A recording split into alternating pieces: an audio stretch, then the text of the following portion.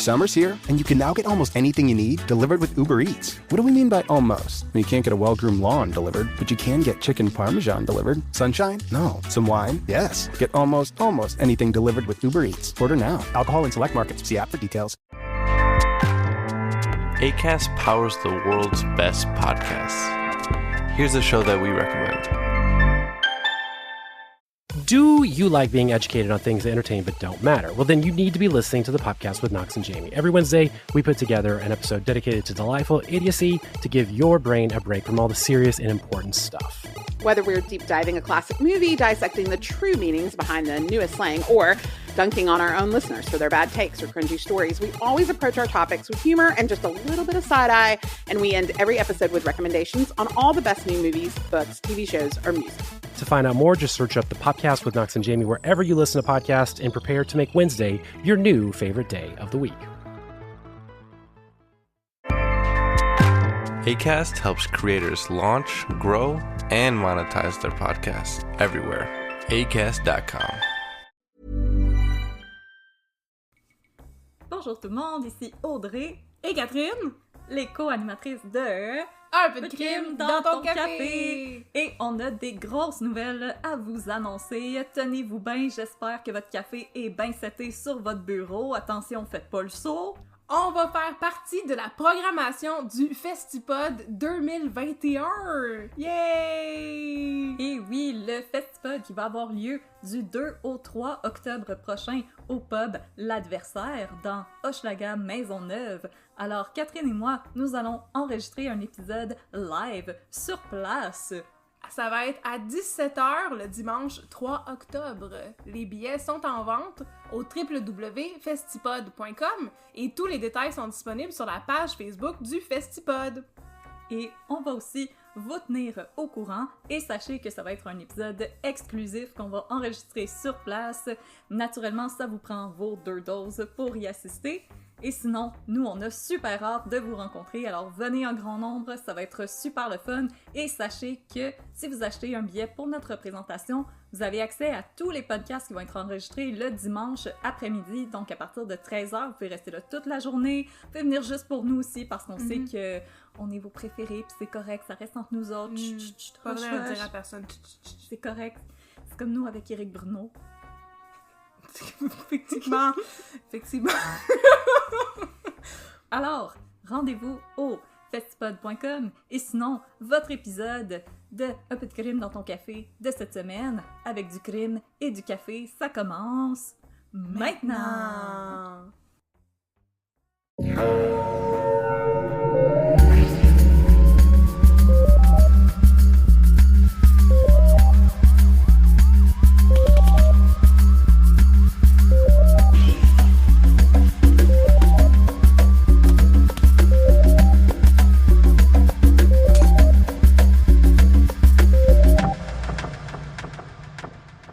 Bonjour tout le monde, bienvenue à Un peu de crime dans ton café. Je suis votre animatrice Catherine et je suis avec Audrey. Bonjour Audrey, comment ça va? Ah, ça va pas trop pire malgré les 2000 millions de degrés. Et toi, comment ça va? Ça va bien même si la planète se réchauffe et qu'on va tous mourir bientôt. Ah! Yeah! En attendant, on peut rire avec nous. Et aujourd'hui, nous avons aussi un autre public qui s'est joint à nous. Mégane. Bonjour Mégane, comment ça va? Allô! Yeah. Je suis un public. Ça Public va en bien. délire. Il fait chaud. Alors, Cue les sons d'applaudissements Yes, puis les sir. rires en oh canne. les rires en canne. Oh non, j'aime pas ça. Radio Enfer, il y avait pas besoin de ça.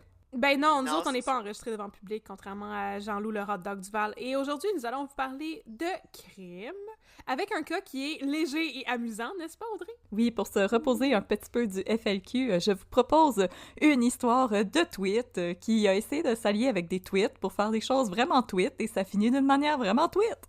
Ben c'est bon ça, parce que c'est vrai que le FLQ c'est downer puis plate à mort, comme dirait François Pérusse. Nous, on fabrique des tweets. C'était pas plate à mort. De plus en Retire plus tes en paroles. plus de tweets. Mais avant ça, nous avons un café à vous présenter. Puis là, pour faire différent, aujourd'hui, je vous présente un café du Roasters Pack, mais un café décaféiné. Ouh là là. Alors, on le rappelle, le Roasters Pack est un de nos partenaires d'affaires qui nous fournit en café. Le Roasters Pack est un service d'abonnement de café qui fait la livraison à votre domicile de 3 échantillons de café par mois. Ce sont des petits échantillons, mais qui font quand même, mettons, 5-6 tasses par sac. Et vous pouvez choisir, le service est personnalisable, donc vous pouvez choisir sur le site du Roasters Pack si vous voulez du café régulier, torréfaction brune, torréfaction foncée, si vous le voulez qui est déjà moulu, ou si vous voulez le moudre vous-même, vous pouvez choisir ça aussi. Et vous pouvez aussi choisir du décaféiné pour les petits cœurs stressés comme moi. Et là, moi, dans mon Roasters Pack décaféiné, j'ai reçu un café qui vient du torréfacteur Prairie Lily Coffee, qui vient d'une ville qui porte le charmant nom de Lloydminster en Saskatchewan. On dirait plus chez quelqu'un, mais OK.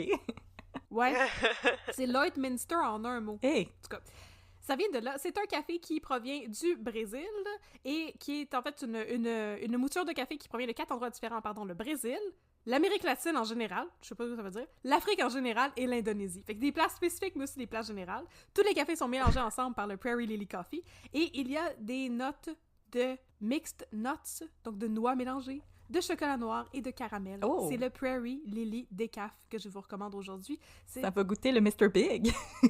Oh! Exactement, ça goûte pareil comme une barre de chocolat Mr. Big, mais moi je bois mon café avec du lait, comme je l'ai déjà dit, puis c'est un café qui est juste assez sucré et juste assez velouté pour être apprécié avec du lait chaud.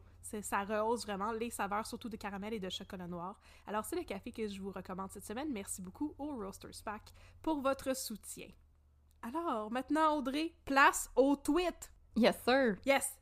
Alors, mon cas dont je vais vous parler aujourd'hui, c'est l'histoire de Robert Flaïf, que j'ai intitulé « Le juge jugé ». L'arroseur arrosé. T'as tout compris, je parle la partner? bouche pleine, là, je suis vraiment désolée. C'est encore l'heure du lunch. C'est encore l'heure du lunch ici, chers auditeurs. Mm-hmm. Alors, mes sources pour aujourd'hui, puisque c'est toujours important de révéler nos sources. Bien entendu, Les Grands Procès par Daniel Proulx, notre héros ici à Un peu de crime. Notre héros national. Yes, sir. Un article sur le Wikipédia consacré à la mafia, donc Mafia Wiki. Oh non, pas Mafia Wiki, oui. Mafia Wiki! Le site Histoire du Québec et une méchante ribambelle d'articles du Devoir, de la Tribune et de la presse, et particulièrement des articles de Yves Boisvert, qui avait couvert l'affaire à l'époque. Très nice.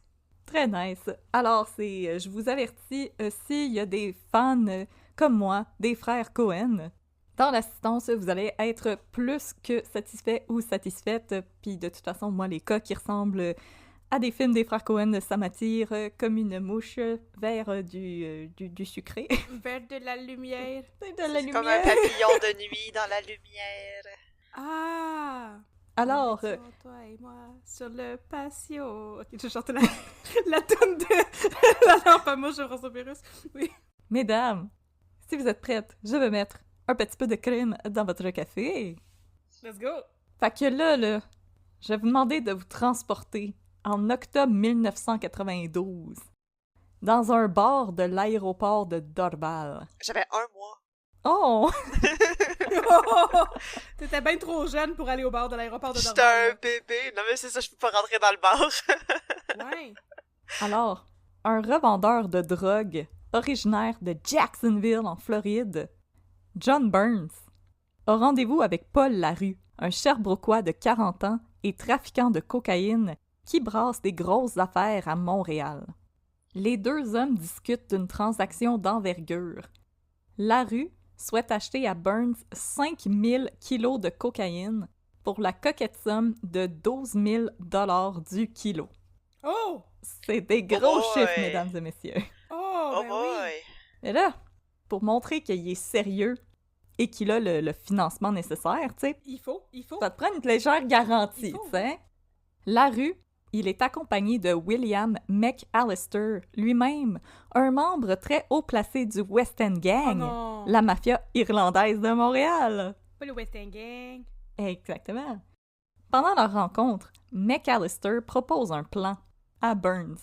Il va employer les services d'un camionneur pour récupérer la drogue à Jacksonville, qui va être elle-même placée dans des caisses de bois, comme des pommes. Oh! Une fois arrivée en sol montréalais, la drogue va être revendue par les motards. Puis là, mon chum, pas de stress pour ce qui est des douanes, puisque les Ouais. agents frontaliers, ben ils sont à la solde du West End Gang. Ben voyons donc! Ils acceptent des Oh. petits pots de vin de la part du West End Gang, tu sais, comme des paniers là, avec des bouteilles de vin, du chocolat, des craquelins. Ah! Des edible baskets là, avec Exactement. des brochettes de fruits. C'est ça, j'allais dire. Des cantaloupes coupés en forme Ils d'étoile. sont gâtés, nos douaniers. Ah. Alors, la rencontre, elle porte ses fruits. De novembre 1992 à mars 1993, LaRue et Burns vont rester en contact et une première partie de la marchandise est livrée à un associé de LaRue dans une chambre d'hôtel de Jacksonville. Une livraison pour laquelle LaRue va débourser 600 000 $ canadiens Wow! upfront. La transaction s'étant bien déroulée, Burns va proposer à LaRue de venir le rejoindre à Burlington, dans le Vermont, pour finaliser le Faire tout. du shopping. Yes, sir. C'est cute, Burlington. Mhm. Mais le 21 mars 1993, à peine arrivé à Burlington, même pas le temps de flâner dans les outlets, de saluer Bernie Sanders ou de déguster une bonne crème en glace de chez Ben & Jerry's, LaRue est arrêté par des agents de la US Drug Enforcement Agency. Et parmi eux, John Burns. Oh! Wow! Oh! Oh mon Dieu, le traître! C'est ça, Oh! what a twist, ça, de même en partant, là. Ben c'est ça. John Burns, le maintenant ex-ami de Paul LaRue, qui devait vraiment se sentir trahi et con de lui avoir acheté un friendship bracelet. Ben là, oui. Ça me fait de la Celui peine. avec Best et Friend. Puis là, il s'imbrique. Oh. Oui. En effet, John Burns, c'était un agent undercover de la Non. DEA qui travaillait en partenariat avec la GRC dans une importante opération qui visait à débusquer un réseau de trafiquants de drogue montréalais qui s'approvisionnait aux États-Unis. Peux-tu? Je tiens à dire que moi aussi, si j'étais agent undercover, j'aurais un nom vraiment Ben oui. cool, Comme John Burns. comme John Burns. John Burns, ouais, non. T'en profites, là. Janet Fire. Alors, notre Paul LaRue va être transporté à Jacksonville pour être jugé. Et il risque la prison à vie sans possibilité de remise en liberté. Pour amoindrir sa sentence à 14 ans, LaRue va décider de parler et de livrer ses collaborateurs. Dans la confession qu'il livre aux autorités américaines, en plus d'autres trafiquants de drogue, il révèle avoir retenu les services de 2 avocats afin de blanchir pas moins de 2 millions de dollars, moyennant une commission de 10 %. Le premier était Gérald Lavoie, un avocat civiliste lavallois. L'autre avocat était le Montréalais Robert Flahiff. Un nom qui disait pas grand-chose aux autorités américaines, mais qui a sonné toute une cloche auprès de la GRC. Oh. Robert Flyer. Robert Flahiff. Ok. J'avais mal entendu, j'étais comme, oui, il est flyé, lui. Robert Flyer. Il met des t-shirts en tie-dye, puis Ah, des oui. harem pants. Sa toge en taille-dye. Ouh. Il porte des Il y a vestes un à boa à franges. place de la cravate. Ah. En effet, quelques jours plus tôt, soit le 3 mars 1993, lors de sa dernière journée au pouvoir, le maintenant ex-premier ministre conservateur Brian Mulroney Non. avait nommé Robert Flahiff comme juge à la Cour supérieure du Québec. Wow, gasp. Pas Brian Mulroney. Très, très Oui. gasse. Dieu. Qui n'était pas un tout croche lui-même, voyons donc. Ben, pas pantoute. Non, non, non, non. Il avait pas du tout la gueule d'un politicien. Ah, ça! Airbus, qu'est-ce que c'est ça? Airbus, je sais même pas c'est quoi ça. J'ai jamais entendu parler de ça. À titre d'avocat criminaliste, Robert Flahiff avait mené une carrière jusque-là assez discrète. Il était cependant issu d'une longue famille de monde pas pire important. Son grand-père maternel, Albert Sévigny, avait été ministre fédéral dans le cabinet du 8e premier ministre du Canada, le conservateur Robert Borden, et avait siégé à la Cour supérieure du Québec à titre de juge en chef. Mon doux, j'avoue, c'est pas rien, ça. Son oncle, Pierre Sévigny, avait aussi été ministre dans le cabinet du conservateur John Diefenbaker, Pas John Diefenbaker! Ah non. le 13e premier ministre du Canada, et finalement, le papa de Robert Flahiff, Terry Flahiff, était un homme d'affaires et grand chum de Maurice Duplessis, encore un conservateur, 16e premier ministre du Québec et all-around personne pas particulièrement sympathique. Sauf si tu demandes à Darcy Jenish. Puis là, Si vous mettez tout ce beau monde-là ensemble, ça donne un party auquel ça me dérange vraiment pas de pas être Oh, ça tombe mal ce soir-là, faut que je fasse mon TV hebdo. C'est le soir, faut que je me lave les important. cheveux.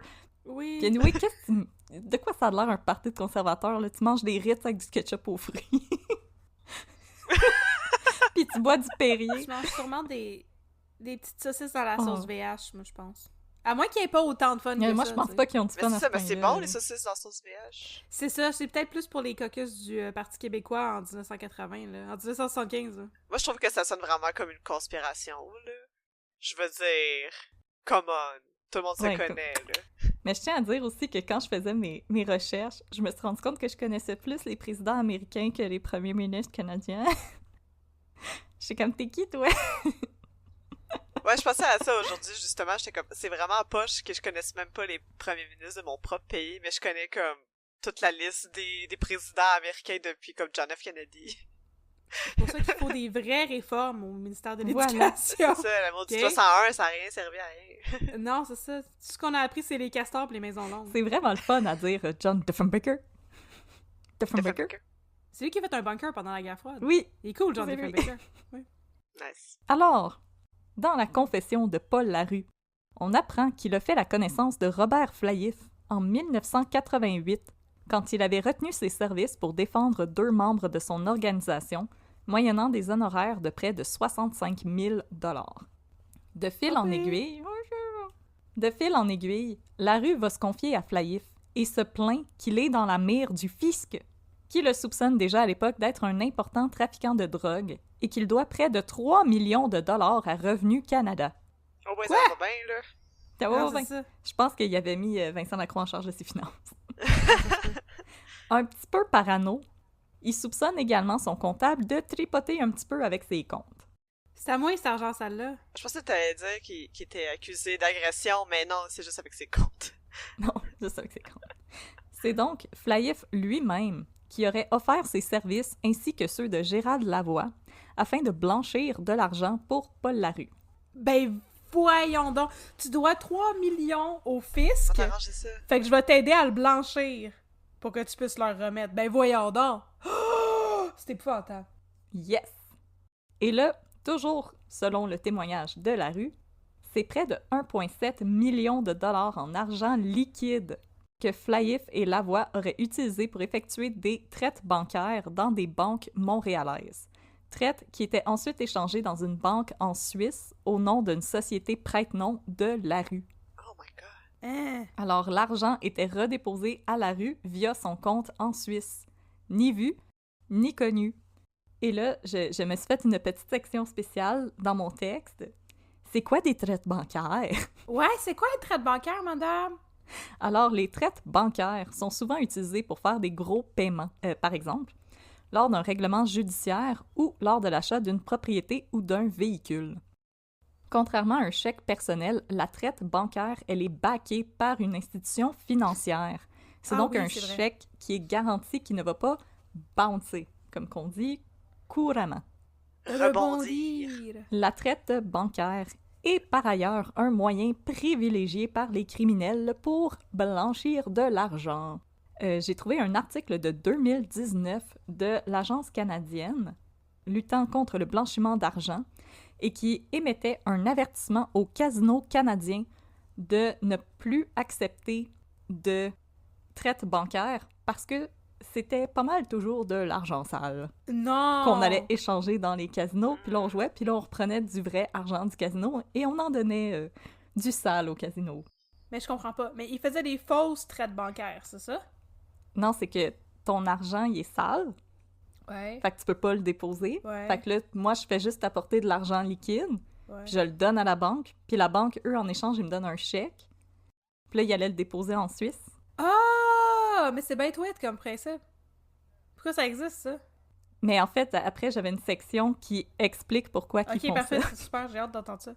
Mais ça me semble ça a l'air d'être un système qui pourrait facilement être utilisé par des criminels, justement. Oui, ben c'est un problème en fait.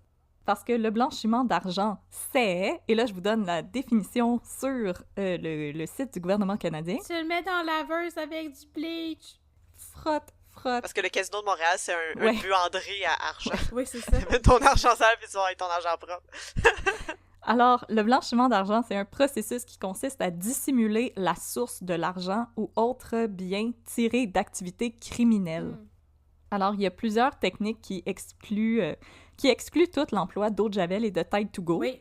qui peuvent être employés pour blanchir de l'argent. Et dans le cas du juge Flaïf, la technique qu'on avait employée, c'est celle du placement qui consiste à introduire l'argent obtenu via des activités criminelles directement dans le système financier.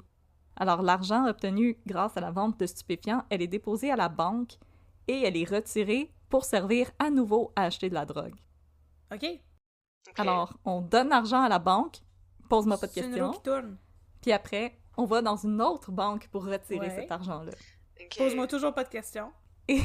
Et c'est ça qui rend le crime organisé assez complexe parce qu'il participe à l'économie du pays. C'est parce que quand tu mets ton argent à la banque, ça participe à justement tous les prêts qui sont donnés par les banques. et compagnie. On a besoin d'eux autres. Fait que si Stéphane Pouliot devait, comme une fois pour toutes, éradiquer le crime organisé, ben l'économie s'effondrerait. Littéralement. Non!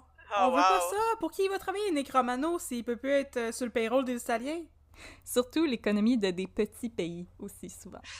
Le Western Gang devrait s'enregistrer à la bourse. Ouais! Oh, ça, c'est toute une idée! Pour des actions. C'est toutes des actions. C'est la mafia irlandaise versus la mafia Ah, italienne. j'aimerais vraiment ça! Puis là, je m'excuse s'il y a des auditoristes qui auraient encore des questions sur le blanchiment d'argent, etc. Je n'ai Ouais. pas étudié en finance, alors c'est le maximum que je peux vous dire. Après ça, je vais juste dire des niaiseries. Il y a aussi beaucoup de façons de blanchir de l'argent, par exemple en achetant que ce soit de la propriété ou des véhicules, surtout. Là. Fait que si t'achètes des autos de luxe, tu parques ça dans un garage, puis ça garde ton argent comme en suspens en attendant de comme les revendre, puis là, ton argent est propre. Là. C'est une autre manière de le faire qu'on voit souvent. Ou les magasins un petit peu étranges là, sur le boulevard Maisonneuve, proche du musée des Beaux-Arts, là, qui vendent juste comme des serviettes puis des couvertures, là, mais que tu doutes que le loyer doit avoir aucun bon sens. Ouais. C'est très probablement de l'argent sale qui a acheté ça pour avoir un front legit. Non, j'ai une entreprise. Puis les œuvres d'art aussi. Oui. Les œuvres Acheter d'art. Ouais, des c'est œuvres ça. d'art Fait que aussi, c'est une bonne façon. tous les objets de valeur, là, ça peut servir à s'en passer directement à la banque. Ah ah. Là, Paul Larue, il a fait ces révélations-là. Oui, c'est vrai. Paul Leroux. Paul Larue, il a fait ses révélations à la police américaine et le SPCUM, le concurrent du SPGM, c'est comme la police. Le Specum. Le SPCUM. Il va d'abord prendre la décision de ne pas faire d'enquête, en assumant qu'il est fort possible que Larue cherchait seulement à se venger de son ancien avocat, Robert Flaïf. Et même pour assurer le tout nouveau juge qu'il peut dormir sur ses deux oreilles avec son petit toutou, Jacques Duchesneau, qui est alors le numéro 2 du SPCUM, va se rendre personnellement au bureau de Robert Flaïf pour l'informer de la décision du SPCUM de ne pas faire enquête suite aux allégations faites par Larue à son endroit. En plus, Larue avait mis la police montréalaise sur la piste de pas mal plus gros poissons du monde interlope, alors on décide de laisser le gentil juge Flaïf en paix pendant que Larue devient officiellement informeur pour la police et est amené à témoigner dans divers procès en lien avec le trafic de drogue. Fait que c'est correct, Robert, on va fermer les yeux sur tes petites niaiseries du passé. Ah, je comprends rien de cette chaîne de décision-là, mais c'est correct, ça va peut-être Ouais, s'éclaircir non, plus c'est ça. tard. Ah, ça sent... Depuis tantôt, Catherine et moi, on s'en regarde en se faisant des rides dans le fond. Comme là. quoi? Ah oui, il a fait des activités Hein? illégales, mais c'est pas grave, ça nous dérange pas. C'est C'est pas pas si... Non, c'est ça. On va même pas vérifier s'il y aurait la possibilité de l'ombre d'un doute de... Non, Ah, non. personne non, est pas mort. besoin de Pas ça. grave, personne est mort. C'est juste parce que t'es freux contre ton ex-ami. Parce qu'il a pas pris ton bracelet D'amitié. d'amitié. Robert Flaïf aussi, il a dit non, ton bracelet Oh, d'amitié, John tu peux te le Burns! rentrer là où je le pense. C'est ça. Je veux pas être ton ami! Ah! Par contre, Il a cassé. la chance de Robert Flaïf, elle va tourner. Quand, en 1994, la déclaration que Larue avait faite aux autorités américaines va être admise en cours dans un procès où Larue témoigne à titre de témoin principal. Non! Yes. Le document, qui avait d'abord été frappé d'une ordonnance de non-publication, va se retrouver dans les mains de la GRC et elle décide d'ouvrir une enquête, mais elle va décider de garder l'affaire on the DL, on the down low. Oh! On va enquêter, mais discrètement. Ouais. C'est le criminaliste Bruno Pateras qui va devoir examiner la preuve obtenue par la GRC et prendre la décision de porter ou non des accusations contre le juge Robert Flaïf. Et puis là, si je suis assise avec vous aujourd'hui pour vous conter une histoire de crime, je vais vous laisser deviner que, contrairement au SPCUM, Pateras, lui, il a décidé que oui, il a affaire à porter des accusations contre le flambant neuf juge de la Cour suprême du Québec. Alors, Scandale! let's go to court! C'est Yes! ça, l'était sauce, le fly. Embarqué dans le party bus, on s'en va encore! Yes, sir! Le Venga Boss vient Ah! d'arriver. Repasse ta petite cravate et ta grande toge, on s'en va en cours! Yes! C'est à la fin du mois d'août 1997 que Flaïf est officiellement accusé d'avoir blanchi 1 675 000 $ pour Paul Larue pendant qu'il était avocat. Aussitôt, l'avocat de la défense, Claude Giroir, s'emploie à faire discréditer le témoignage de Paul Larue. Le choix de Giroir pour défendre Flaïf est par ailleurs un choix qui nous surprend, parce que Giroir était un avocat criminaliste qui était connu pour avoir défendu de nombreuses personnes associées au crime organisé, par exemple des membres du West End Gang qui refont encore surface. Fait qu'il y avait rien de surprenant là-dedans, finalement. Ouais, finalement non. Ah, ok, finalement non. À part le fait qu'il voulait jamais checker, comme la police voulait jamais enquêter. Ça, c'est Je surprenant. veux pas avoir l'air ça, c'est fait que je vais engager un avocat qui se spécialise là-dedans. Alors, Monsieur Giroir, Maître Giroir, pardon, va affirmer que la seule preuve dont la couronne dispose concernant l'origine des fonds déposés par Flaïf provient de Paul Larue, un criminel cherchant à bénéficier d'une sentence d'emprisonnement écourtée en échange de son témoignage contre Robert Flaïf. Ainsi, la stratégie de Giroir consiste à plaider l'ignorance de son client quant à l'origine des fonds qu'il avait déposés à la banque pour son client. Hein? Mais là, moi, Catherine, Ouais. je t'aime vraiment beaucoup, là. Ouais. Mais si un jour tu m'arrives avec un duffel bag rempli de billets bruns, Quoi? en me demandant d'aller le déposer à la banque, pour toi, Oui. même si c'est sur mon chemin, je risque de te poser une couple de questions. Tu me fais pas confiance. Si je te dis que je les ai trouvés dans un égout. D'où ça vient, ça, Genre, Catherine? il est bien beau ton duffel bag, où c'est que tu l'as acheté, tu sais, ces questions-là. Ah, ben ces questions-là, je C'est serais prête à vraiment un répondre. beau duffel bag, tu sais. Il me semble que je ferais vraiment beaucoup d'affaires là-dedans. Ce serait pratique pour mon cours de yoga. Ah oui. Yoga show. Yoga show. Mais là, de son côté, l'honorable juge Boisvert, qui préside au procès, Ouais. reconnaît que même si Paul Larue est, et je cite, un témoin taré, dans le sens de parce qu'il a une tare, un biais, Ah! et non taré dans le sens de l'insulte française. Oui, ben c'est ça. Espèce Non, de mais il y a taré. une couple de semaines... c'est ça, il y a une couple de semaines, je vous avais parlé des 4 truands, là, puis il y avait un témoin que l'avocat de la défense était comme lui, c'est un taré, on l'écoute pas. Ouais, c'est dans le sens qu'ils ont un biais, Ah, je pensais que c'est ça qui se passait encore. pas dans le sens qu'ils sont tweets. Ah, phew, ok, parfait. Alors, de son côté, l'honorable juge Boisvert reconnaît que même si Paul Larue est, et je cite, un témoin taré, qui ne signifie pas qu'il est con, mais bien qu'il a un biais, plusieurs de ces affirmations ont toutefois été corroborées par des sources indépendantes. Alors, les avocats de la défense vont faire des pieds et des mains, des Oh. flips, et etc., pour faire freiner les procédures avant que ne s'ouvre le procès. Entre autres, ils font une demande pour que se tienne une commission rogatoire en Suisse pour que soit interrogé le courtier genevois de Larue, et ils vont déposer une requête exigeant que tombent les accusations portées contre Flaïf dont les droits auraient été violés par la GRC lorsque celle-ci a pactisé avec Larue. Ils vont même aller jusqu'à remettre en question l'indépendance des juges de la Cour du Québec, qui étaient alors en négociation avec le gouvernement. Si, ben, ils sont pas gênés. Ah non, il y avait du front autour de la tête, le maître Viroir. Ben, vraiment.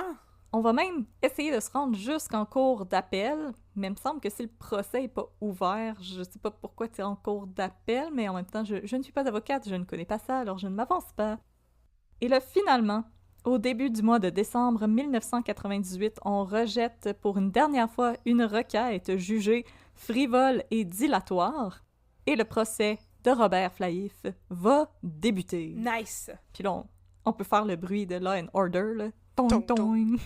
Et là, il s'agit d'un procès d'envergure. Jamais au Canada, un juge aussi haut placé n'a été accusé d'un crime aussi grave. Puis, selon moi, tant mieux. Ben là, oui, effectivement. Je comprends pas. Est-ce que tu vas nous expliquer c'est quoi ses motivations? Pourquoi tu ferais ça? Oui, j'y arrive, Est-ce que tu veux une cote? J'arrive. Ok. J'arrive, parce que je trouvais que c'était pas mal insensé comme crime. Oui, ça va tout se raconter en cours. Ah, bien sûr. Alors, il faut aussi noter qu'au moment où le procès débute, Flahiff avait été placé en janvier 1997 en congé maladie prolongé et ne siégeait alors plus à titre de juge à la Cour du Québec. En plus, depuis que la GRC avait ouvert son enquête en 1994, le juge en chef avait écarté Flahiff de toutes les affaires criminelles, l'assignant plutôt à des affaires familiales ou civiles. Ben oui, mais je comprends bien, c'est la moindre des choses.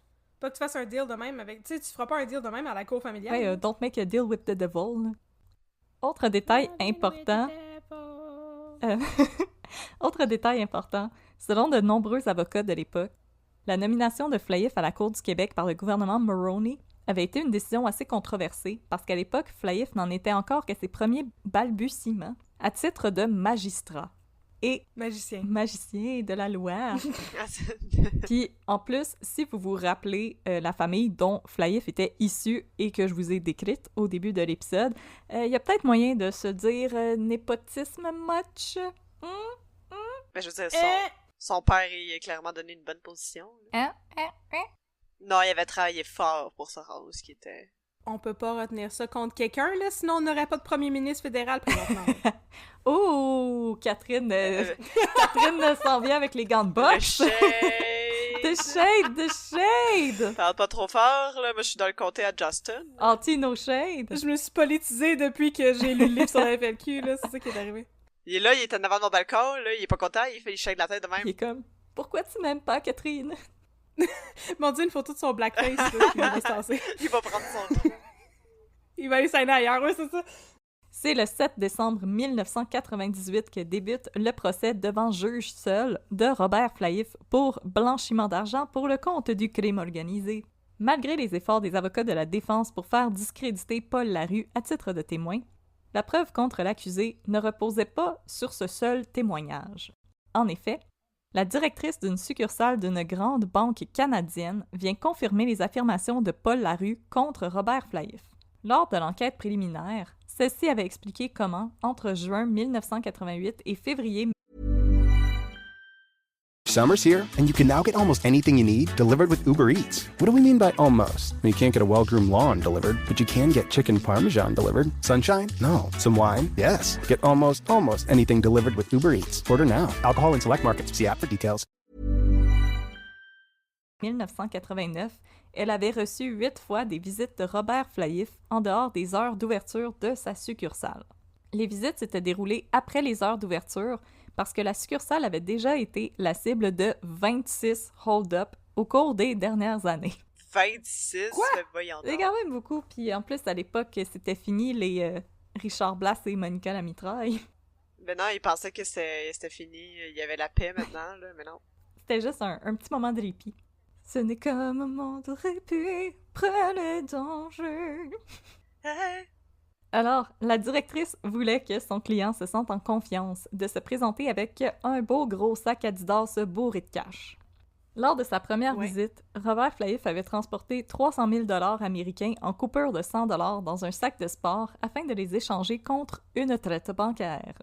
Celle-ci avait été effectuée au nom d'une compagnie du Panama contrôlée par un client de Robert Flahiff, Paul Larue. Mon Dieu, ces deux-là, là. Hey, ils étaient de mèche. Ils lâchent pas, en tout cas. Ils étaient proches de même. BFF. Pour expliquer la provenance de l'argent, Flahiff raconte qu'il s'agit d'une compagnie qui liquide ses actifs en douce. La directrice de la banque, elle était satisfaite par les explications du juge et ne lui avait pas posé plus de questions lors de ses visites suivantes. Mais c'est bien trop facile! C'est good enough for me, ton duffel bag plein de cash. Oh, c'est une compagnie qui a fait faillite, ok! C'est qui a mis ça sur pied, ce système de tapons-là? C'est bien trop simple! Mais en même temps, tout le monde traitait avec du cash dans ça, là. Il y avait pas des cartes de crédit magnétiques non plus. Ben, des années 90, il y en avait, ouais. Ça commençait un peu. Ça commençait, ouais, non, mais selon moi, il était peut-être moins prudent à l'époque. Mais les gens aussi, c'est ça, les gens étaient habitués d'avoir comme de l'argent comptant. Mais non, on est en quelle maintenant, année? C'était dans ce temps-là que William Fife, il tuait du monde. On est dans les années 80. Ah, dans les années 80, je pensais qu'on était rendu en 90 quelque chose. 90, c'est pendant le procès, ça a pris quand même longtemps avant que ça sorte. C'est quand Paul Larue s'est fait arrêter. Quand Meghan Fait avait que c'était un mois. plusieurs années plus tard. Ok, c'est ça. Ouais, quand j'avais un mois. J'essayais de replacer, là. Ouais, c'est ça. Quand est-ce que Meghan avait eu un C'était mois? un flash forward. J'étais pas encore née quand Non, il y c'est avait ça. des sacs de cash au... Nous non à plus, la banque. Catherine. Alors, Maître Flaïf, il s'était également rendu dans 3 autres établissements bancaires pour y effectuer des transactions similaires. Au total, on estime qu'il aurait déposé près d'1 million de dollars américains et 400 000 dollars canadiens. Une fois l'argent déposé dans des banques montréalaises, Flaïf se chargeait personnellement de faire parvenir les traites bancaires à un courtier suisse qui gérait les comptes de la rue à l'étranger. Lorsque ce compte fait l'objet d'une perquisition par la GRC, il contenait beaucoup de bidous et des photocopies des passeports de Robert Flaïf et de Paul Larue. Ben oui, mais c'est super incriminant, ça. Voyons donc. Pas là, je suis pas en tout. C'est comme tu laisses littéralement une photo de toi en train de commettre le crime sur la scène du crime. Mais là, sacrez-moi ça en prison, là. Tout Avec ce une monde-là. lettre qui est écrite comme « J'ai fait un crime, ta signature, la J'ai date. fait un crime, hashtag Mais crime j'en reviens life. même pas. Mais j'en reviens pas. Je veux dire, même le banquier en Suisse, là, ils ont pas de conscience, ces gens-là. Je peux pas croire. Pourquoi avoir une conscience quand je peux avoir un yakut? » C'est ça, les banques suisses, ils ont pas de conscience, ils ont du Nazi gold. Ouais. J'avoue que moi, Hey, ça, c'est une grosse affirmation, là. Voir que tu me shamais pour mon affirmation de Justin Trudeau tantôt, puis tu viens de dire ça. Voir... Hey, tout le monde est shade aujourd'hui, de shade! Une maudite chance parce qu'il fait 2 millions de degrés, fait que c'est tant mieux que vous ameniez de shade, mesdames. On a Amenez besoin de shade, amenez de shade! Oh, ça fait Un du peu bien, de shade, un peu c'est ça. de temps en temps. Un peu de shade dans Un ton peu de café. shade dans ton café. Je peux pas croire pour vrai, mais c'est ça. Moi, j'ai une conscience, mais j'ai pas de yakata, fait que je comprends ton argument. Voilà, c'est un ou c'est C'est l'autre. ça, ok, faut choisir. C'est comme Jeff Bezos! Il a choisi les yakuts. Jeffrey Il a choisi la fusée. Bezos. Oui, c'est ça. Mais encore une fois, la défense, elle va insister sur l'ignorance de Flaïf concernant la provenance de l'argent qu'il déposait pour le compte de Paul Larue. Mais, selon le témoignage de Paul Larue, la chose est fort peu probable. Dans sa déposition, celui-ci déclare que Flaïf le surnommait le poudrier. C'est Raphaël Poudrier. Yeah! Selon Paul Larue, Robert Flaïf lui avait déjà dit en se faisant remettre une belle grosse liasse de billets bruns: « Hey, c'est payant la poudre! » Ben voyons En donc! effet. Hein? C'est... Personne n'a dit le contraire. Non, personne ne dit le contraire. Si la couronne clôt en déposant les transcriptions des témoignages de l'enquête préliminaire, le procès est loin d'être terminé parce que la défense a encore une coupe de cartes cachée dans ses manches. Nice! Ils annoncent qu'ils comptent argumenter sur l'interprétation des faits et faire valoir des arguments qui pourraient mener à l'acquittement de l'accusé. Ben ouais, Big c'est un if you- gros statement. Et là, la plus grosse carte de leur arsenal, leur Ace of Spades, une requête selon laquelle ils attaquent la moralité et la légalité du comportement des enquêteurs de la GRC. Selon eux, les transactions que cette dernière a menées avec Larue sont inacceptables. Et selon Claude Giroir, il s'agit du pire cas de corruption d'un témoin délateur qu'il ait jamais vu. Quand même. Ah! Ben c'est des Ben, grosses je veux accusations, dire, là. ouais, Et Bruno Pateras, lui, qui se laissait pas faire, il va répliquer: « C'est le pire exemple d'interprétation fantaisiste d'un dossier qui m'ait jamais été donné de voir. » Fait que lui aussi, il avait bring the shade Il y avait beaucoup de shade cette journée-là. dans le procès. Ouais. Shade, shade, shade. Ça l'arrêtait pas. C'était plus un procès, il faisait juste C'est se ça. read. C'est juste un... C'est juste- Tout habillé... C'est cœuré, les uns C'est les tout en drag queen, là, pis ils font juste comme... Ils mettent leurs lunettes, là, « The library is open », pis... S'il y a des auditoristes qui sont des drag queens ou des drag kings qui nous écoutent, n'hésitez pas à adapter un des cas qu'on vous raconte en version drag queen king. On vous le donne, faites-le, ça va être Puis malade. invitez-nous parce que je veux voir ça. Mais ça, surtout l'affaire Norbourg, me semble que ça Oh, serait mon vraiment Dieu. pas pire, pas pire. J'aimerais ça un musical de drag queen king sur l'affaire Norbourg. Ça serait mal. Joué chez Mado. Écoute, moi pis Audrey, on se proposerait pour écrire les chansons. Là, on a déjà commencé ça en secret, tu sais, fait que Ouais. le matériel est là si vous le voulez, là. Et là, Noël 1998 avance à grands pas. Et le juge Boisvert, il rejette les arguments de la défense et suspend l'audience pour le temps des fêtes. Joyeux Noël, tout le monde! Bonne dinde, bons atokas! Bonne année, grande Allez, année. relaxez chez vous. Ah ouais. Pareillement, grande dent. Mais là, une fois de retour en cours, Flaïf fait savoir qu'il ne témoignera pas. Ben là. Alors, on peut passer au plaidoyer. Ah! Bon, ben parfait. C'est simple de même. Alors, strap up tout le monde, c'est l'heure des plaidoyers! Air horn. Oui, c'est ça. Puis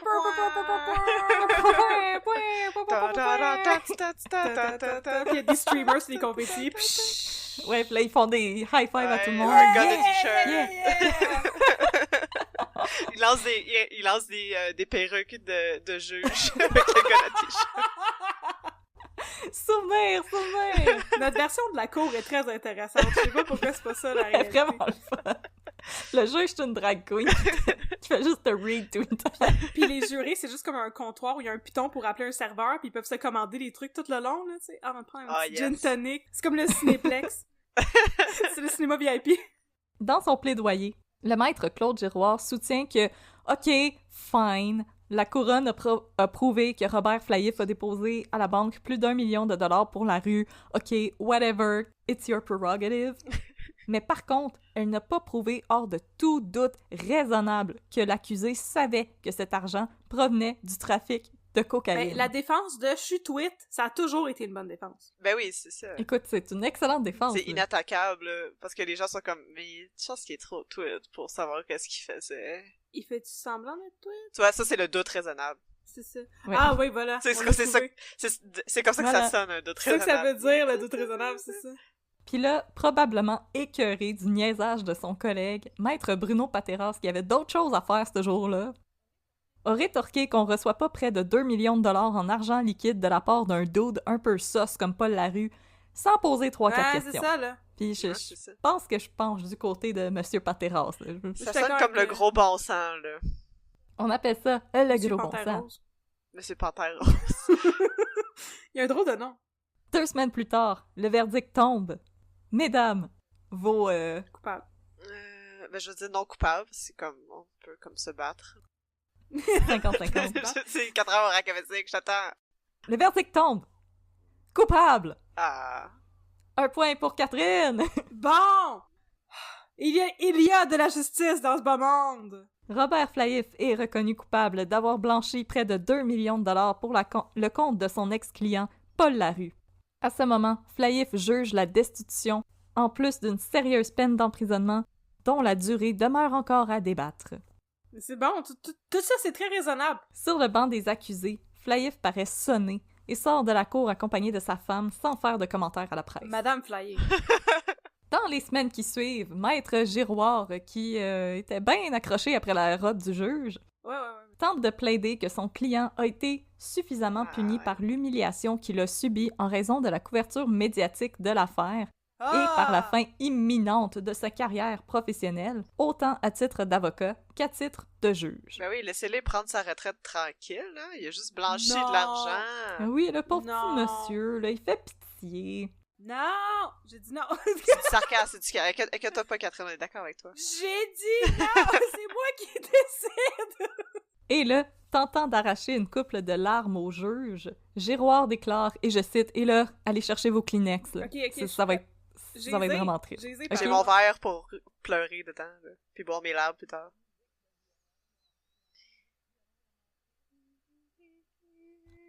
Alors Giroir dit « J'aurais pu faire témoigner Madame Flaïf pour qu'elle décrive la honte, le désespoir qu'ils partagent tous deux, ou les larmes versées par leur fille de 10, 7 et 5 ans. Elle vous dirait à quel point leur vie n'en est plus une. Mais je ne voulais pas que ce témoignage devienne de la chair à canon médiatique. Tout ce qui est encore intact dans la vie du juge Flaïf, c'est cette petite unité familiale.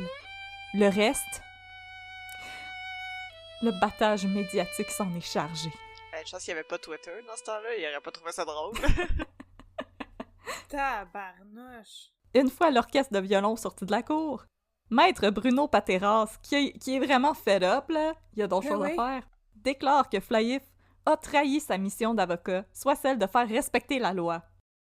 Il reconnaît cependant que les risques de récidive sont pratiquement nuls et que les conséquences personnelles qu'a subi le coupable sont quand même assez lourdes. Oui. Mais je suis pas d'accord avec ça. Pourquoi les risques de récidive seraient pratiquement nuls?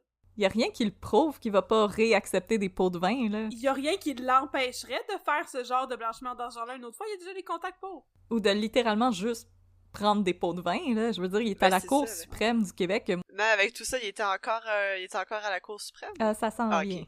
Genre, ben non, ça se peut pas. Mais là, il était en congé maladie prolongée. Ah oui. Il était triste. Regarde mes beaux petits doigts comme ça, là. Oh, que j'haïs les politicailleries, le tabarnouche. Quand même, à cause de la gravité du crime et de la responsabilité de l'accusé, Pateras va demander à ce qu'on lui inflige une peine de prison. Une peine de mort. Pendu! Une peine de mort! On va rétablir la peine de mort juste pour lui. C'est à 9h30, le 26 février 1999, que Robert Flahiff reçoit une sentence exemplaire de 3 ans de réclusion criminelle. Pourquoi tu te fais toujours pogner les nerfs? Est-ce que c'est parce que je suis trop invested dans les cas que tu racontes? Ou c'est juste parce que c'est des cas frustrants? Ouais, moi, je suis contente que t'aies invested dans mes cas, ça me fait vraiment plaisir. C'est tellement frustrant! Et là, cependant, son avocat va parvenir à obtenir à la cour d'appel sa libération sous condition au cours des procédures. Ah, c'est certain. Pauvre petit monsieur, il a donc bien souffert, hein? Mais là, je vais citer Daniel Proulx parce que maudit qu'il a une belle plume, notre Daniel. Mm-hmm. Il faudra boire le calice jusqu'à la lie. Nice! La destitution de Flahiff n'est qu'une question de temps. En avril 1999, celui-ci remet finalement sa démission à la ministre de la Justice de l'époque, Anne McLellan. Ben, j'espère. Ça me semble que c'est la moindre des choses. Mais le fait intéressant à savoir au sujet de la destitution d'un juge. Oui. On ne peut pas destituer un juge sans la recommandation du conseil. Du conseil de quoi? Des juges. Le conseil des juges? Ils vont se mettre ensemble et ils vont décider si t'es kick-out. Si tu peux rester dans l'équipe ou si oh tu non, t'en j'ai vas. un mauvais feeling, là. Non, il a remis sa démission. Ouais, mais ils peuvent pas, ils sont pas obligés d'accepter sa démission? Non, mais c'est parce qu'il y a deux procédures. Tu peux soit mettre quelqu'un dehors ou forcer quelqu'un à donner sa démission. Si tu veux mettre quelqu'un dehors, faut que tout le monde soit d'accord. Mais si tu le forces, comme avec du shame à donner sa démission, t'as pas besoin d'avoir l'accord. C'est lui qui s'en va. Shame. Walk of shame. Parce qu'on aime ça inclure des fun facts à un peu de crime dans ton café. En date d'aujourd'hui, il n'y a aucun juge qui a été destitué. Parce que la majorité remettent leur démission au lieu d'attendre l'aboutissement du processus. Parce qu'on a assez de shame au Canada pour s'en aller. Ouais, parce que on a assez de shame, on s'excuse puis on s'en va. Mais je veux dire, Richard Nixon, il a fait ça lui aussi, puis tout le monde le sait qu'il était coupable. Non, il a dit « I am not a crook. I am not a crook. » En faisant des peace signs, c'est ouais. ça? I shall resign. Mais t'es clairement coupable, puis dans le fond, c'est comme si la chose un peu classique à faire, parce que quand tu remets ta démission après, tu pars plus vite puis on arrête de te verser ton salaire. Non, je voudrais juste dire là, que la chose classique à faire, c'est de ne pas commettre de fraude. Mais là, Catherine, je te demanderais de get off my back. Je trouve que tu mets la barre pas mal haute. Mais là, Catherine, on parlerait de quoi ici, là? On parlerait juste du FLQ, OK? C'est ça? T'aimerais ça, hein, qu'on parle juste du FLQ tout le temps, hein? Je suis rendu FLQ pilled, OK? Notre pays, notre hommage. Mais là, Catherine, je vais encore te faire pogner les nerfs. Parce que même s'il était en congé maladie prolongé, ou nudge nudge, wink wink, pendant son procès, ben Robert Flahiff, il continuait de toucher son salaire annuel de juge de 175 800 $. Ah, mais là c'est le temps que je mets mon petit chapeau surprise. Comme je suis étonnée. Et ce, même s'il n'avait même pas le droit de siéger à la Cour du Québec. Et autre fait intéressant, parce que why not, je vous en donne plein. À ce jour, il n'y a aucun juge de la Cour du Québec qui a été destitué. En 2019, on avait entamé des procédures de destitution contre le juge Peter Bradley, après que celui-ci ait refusé d'entendre la cause de 2 voisins concernant l'emplacement d'une clôture. Il est juste comme c'est du niaisage, je veux pas écouter ça, laissez-moi tranquille. Parce que il avait conseillé au parti de tout simplement s'asseoir puis discuter. Comme ça devrait être le cas, le pauvre. Mais moi, je suis quand même d'accord avec le juge Bradley, parce que je veux dire, je veux pas que mes taxes servent à ça, là. Je veux dire, asseyez-vous puis parlez-vous, sacrément. Ouais. Vous êtes des adultes. Et cette année, le juge Michel Giroir a également préféré remettre sa démission lorsqu'il a fait face à des procédures pour destitution après qu'il ait révélé que celui-ci s'était procuré de la cocaïne en 2010 pendant qu'il était avocat criminaliste en Abitibi. Il y a rien Qu'est-ce qui que tu vas faire m'étonne d'autre? moins que ça, là. La coke Non, et la c'est ça, BTB, là. c'est comme des meilleurs amis. Et là, accrochez-vous, mesdames, parce que l'affaire, elle avait été captée sur vidéo. Parce que c'était pendant un interrogatoire filmé qu'on les voit se faire une poignée de main. Oh, wow! Ah, ça, c'est tout un scandale. Judge Lit? Judge Lit? Ah, j'ai oublié de vous dire que le juge clôture, le comité avait entamé les procédures de destitution, mais finalement, ils ont laissé faire. Et ils ont dit de juste pas recommencer. Mais c'est pas un motif de destitution, je comprends pas comment ça marche. On paye ça avec nos taxes, nous autres? Mais c'est qu'un juge peut pas refuser d'entendre une cause. C'est pas toi qui choisis, puis lui, il trouvait juste pas ça utile, fait qu'il était comme non, comme Ben oui, get off my lawn, j'ai d'autres choses à faire. Mais on c'est y a ça. dit, Keep off the grass. Ben oui. Get off my lawn, c'est ma clôture. C'est ça, Hey. les Grecs anciens, ils diraient coupe la clôture en deux. Plus je t'écoute, plus je sens que je me radicalise, là, parce que maudit que je suis pas contente que nos taxes payent ça, ce monde-là. mais là, on va revenir au juge Plaïf. 14 mois après sa condamnation, le juge Plaïf comparaît devant la Cour d'appel du Québec. Hein. Selon son avocat, Maître Claude Giroir, Hein. ce cher Claude Giroir, depuis sa condamnation, Plaïf, qui en est réduit à devoir travailler comme concierge ou paysagiste, Oh non! Ah, pauvre lui, c'est épouvantable! Pauvre, lui, c'est ça. Il y a tellement de monde qui vivent de ça. mais moi, je m'excuse, mais paysagiste, comme t'es dehors, tu plantes des fleurs. Ah, mais non, c'est ça. Je trouve que comme il se plaint Oui, pas mal la absolument. bouche pleine. là. Il souffre physiquement Oui! et mentalement. C'est comme l'orchestre de violon, il est revenu. On va rejouer les 4 saisons de Vivaldi. Oui. Il est dépressif, entretient des idées suicidaires, Oui. puis là, il souffre d'arthrite. Oh non! Ça, c'est pas le fun, par exemple. C'est vraiment douloureux. Je vois... Mais c'est parce que je vois pas le lien entre t'être fait accuser d'avoir fait de la fraude puis fait de l'arthrite. Il veut Non. juste faire Oui, il veut juste pitié. faire pitié. Mais, encore une fois, c'est peine perdue. La cour d'appel lui dit « Get off my lawn », la demande est rejetée. Ah oui, bravo. Le 14 mai 2001, Flaïf est emprisonné à Sainte-Anne-des-Plaines, en banlieue de Montréal. En prison, Flaïf, ce n'est pas un détenu exemplaire. En effet, il a un petit peu peur de croiser des co-détenus qu'il aurait envoyés derrière les barreaux. C'est quand même un ancien juge. Crime organisé. Et avocat. C'est ça. Et Flaïf exprimait de la réticence à effectuer divers travaux manuels, particulièrement dans la cuisine, où est-ce que les détenus manipulent des couteaux et autres objets contondants. Et les accidents, ça arrive vite. Mais oui, mais là, Ah, je coupe ma tomate. t'as Dans juste, ton à, dos. t'as juste à toi être un tout croche, là. Instant Ouais. karma. Aussi, c'est une C'est autre ça. option. Il avait pas pensé à son Non, il y a affaire. pas son affaire. Il y a juste moi qui pense à ça. Au final, Flaïf va servir le 6e de sa peine, mais va avoir beaucoup de mal à réintégrer la vie quotidienne. Il subit toujours le mépris du public et va finalement décéder des suites Hey. d'un cancer à l'âge de 60 ans, le 18 décembre 2007, à ma fête. Yeah!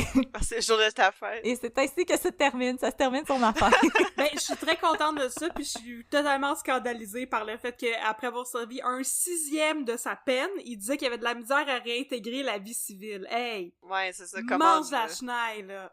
Le monde a tellement changé en comme 2 ans. Même pas, il a servi combien de temps au final? Même pas ça?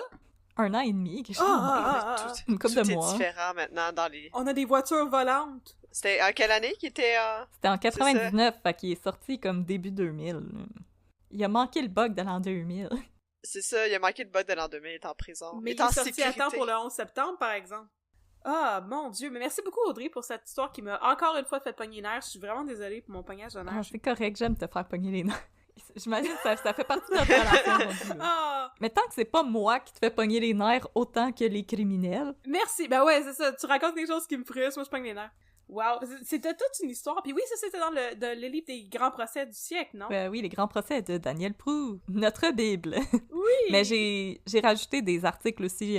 Des fois, Daniel Proulx va plus comme straight to the point, puis moi, Ouais. je vais chercher des articles pour un petit peu rajouter. Par exemple, toute l'histoire du deal de drogue au début, ce n'est pas dans le livre. En fait, c'est que je suis carrément tombée sur les papiers du DEA. Ils sont disponibles sur Internet et ils décrivaient l'opération en ouais. détail. Oh mon Dieu, c'est fascinant!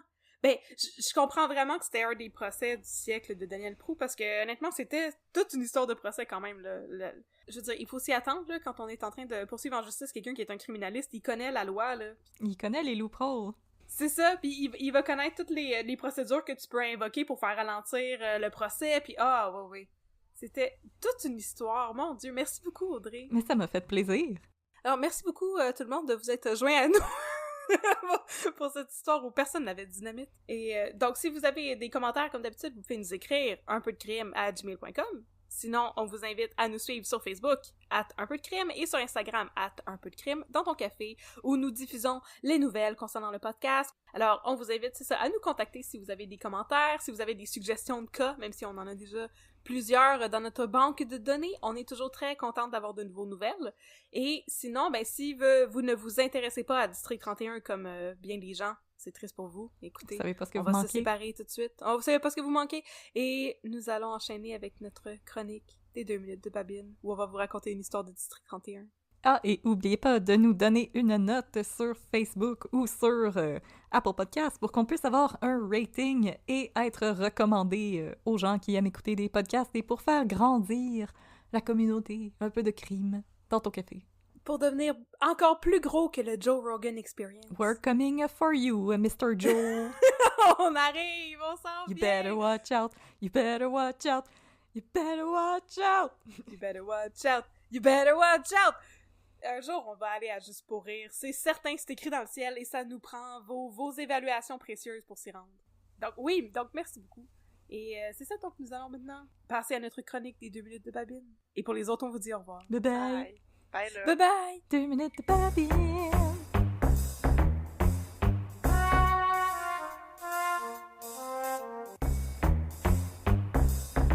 Ok, partner. Ah ouais, je t'écoute, mon chum. Là, j'ai une affaire à te conter. Oh my god, attends, ça me prend ma belle tasse SPGM. Let's go. C'est vrai. Yes, sir. Moi, ça me prend mon petit veston de Simons. Yes, sir. Fait que là, j'ai une histoire qui inclut les gangs de rue, Oh my god. les guidounes, Oh my god. pis des policiers tweets. Oh, ça, il y en a beaucoup. Ça, il y en a beaucoup. L'histoire commence avec Miss Barbecue. Oh, Miss Barbecue, moi, je suis Miss Ratchet. Je sais, moi, je suis Miss Ranch. On l'a déjà déterminé. Fait que Miss Barbecue se présente au 31 pour parler à Poupou. Puis elle dit, Poupou, là, ça a pas d'allure. OK? J'essaie de faire une honnête femme de moi-même, puis j'ai quitté les cercles de prostitution des gangs de rue, puis je veux me partir à mon compte. Dans la prostitution honnête, à mon compte, pas de pimp. Mais là, moi et puis mes 3 amis, on s'est loué un loyer ensemble, puis on n'arrête pas de recevoir des menaces des gangs de rue. Oh non. Là. Poupou va aller défendre les travailleuses du sexe. Ben, c'est parce qu'ils voudraient, sauf que les travailleuses du sexe sont pas capables de dire c'est qui leur fait des menaces. Ah. Fait que Poupou il est comme, ben, tu me reviendras quand t'auras de la vraie information. C'est pas très pratique. Là, les filles, c'est Miss Barbecue et son amie Virginie Francoeur, puis 2 autres filles qui ont l'air un peu tweet. Virginie Francoeur, qui est mon personnage préféré. Virginie Francoeur elle a pas la langue dans sa Oh, poche non. et elle a la grosse chic de gomme à toutes les fois qu'elle parle. Yes. Puis là, les 4 filles reçoivent la visite de Léopold Jean. Léopold Jean, c'est le chef du gang de rue. Puis là, il vient les voir, puis leur dit, les filles, là, je comprends ce que vous faites, là, sauf que là, vous êtes en train de nous enlever des clients. Parce que vous êtes sur notre territoire, là. Vous Là, êtes vous sur faites de la notre prostitution, mais vous voulez plus travailler pour moi. Fait que là, vous nous enlevez des clients. Fait que là, moi, je vais juste vous demander une commission. Puis vous avez le droit de continuer à faire ce que vous voulez. Mais, il leur demande 4000 Ben piastres voyons donc. par semaine. Je trouve qu'il exagère un petit peu. Ça va être sa cote. Ça en fait du dit, là. Ce à quoi j'ai dû faire pause puis essayer de calculer dans ma tête, mais j'ai aucune idée c'est quoi les tarifs des prostituées, fait qu'en même temps, je peux pas le déterminer. Mais en tout cas, fait qu'il y a 4000 piastres par semaine, mais sont 4 en même temps. Mais pareil, là. Tu sais? Par semaine. En tout cas, C'est beaucoup. C'est 12 000 Ouais, Des par fois, la mois. business, ça peut être un peu lente, tu sais. Non, c'est 16 000 par mois. ouais, c'est beaucoup. C'est peut-être 4000 piastres par mois. Dans tous les cas, c'était 4000 quelque chose. Fait que là, il repart, puis là, les filles sont comme, ça a pas d'allure, puis là, Virginie Francoeur, elle marche la gomme. Puis là, ils se disent, on peut pas accepter ça, on va pas se laisser runner de même. Fait que là, quand Léopold Jean, il revient, ils disent, on va faire un deal avec toi, on va pas te donner 4000, on va t'en donner 2. Puis il est comme, non, c'est pas ça que je vous ai demandé. Puis en passant, je suis le king de la gang de rue très sérieuse et j'ai un gun sur moi. Et là, il prend une des filles au cou. Oh my god! Fait que là, il y en a une autre qui capote puis a le poignard dans le dos. Surprise! Surprise poignard! Puis là, il meurt. Oh non! Mon Dieu, vite de même. Vite de même! Parce que c'est comme ça que t'arrives les émissions. Tu te fais pas regarder une fois dans le dos pis t'es mort. Fait que là, les 4 filles ont un cadavre dans leur salon pis sont comme... Oups! Ah, qu'est-ce qu'on fait? 4 filles et un cadavre. Oh non! Fait que là, ils mettent... La comédie de l'été. C'est comme 3 hommes et un couffin. Dans un sac de couchage.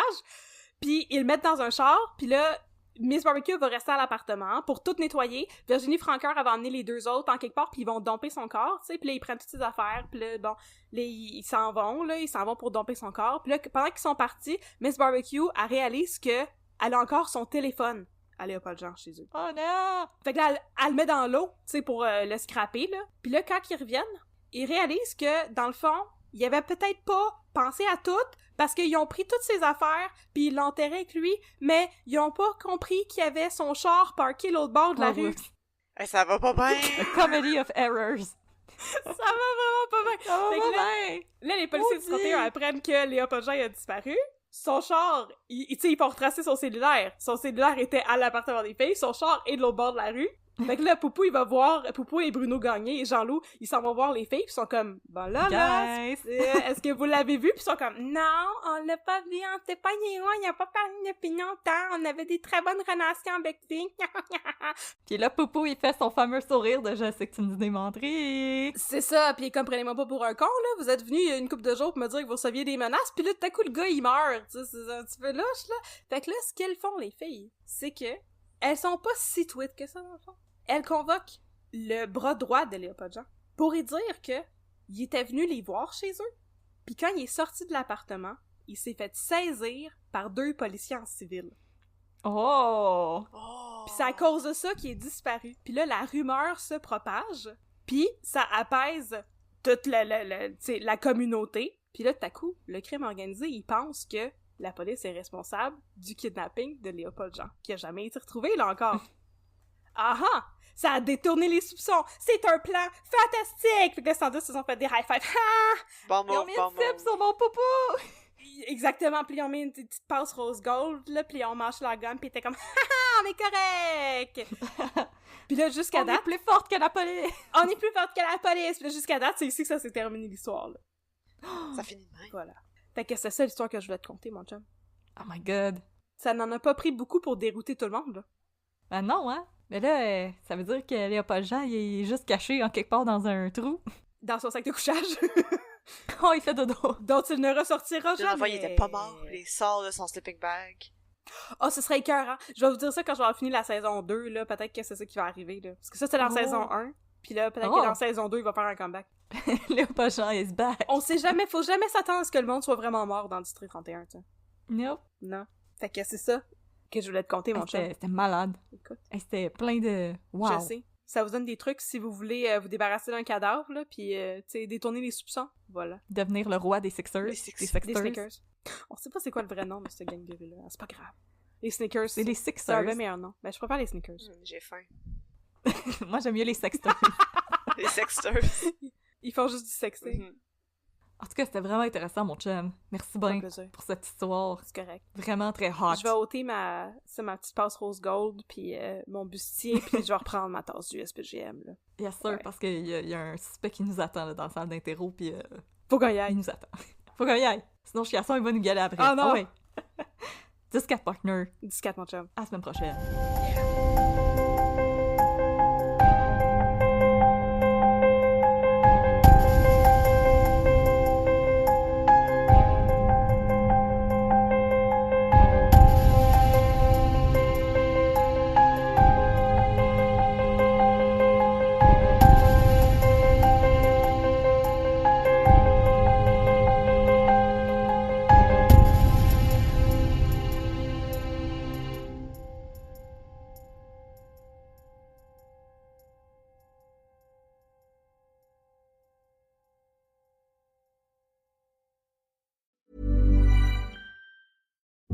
Hey, you know what would make your customer service help desk way better?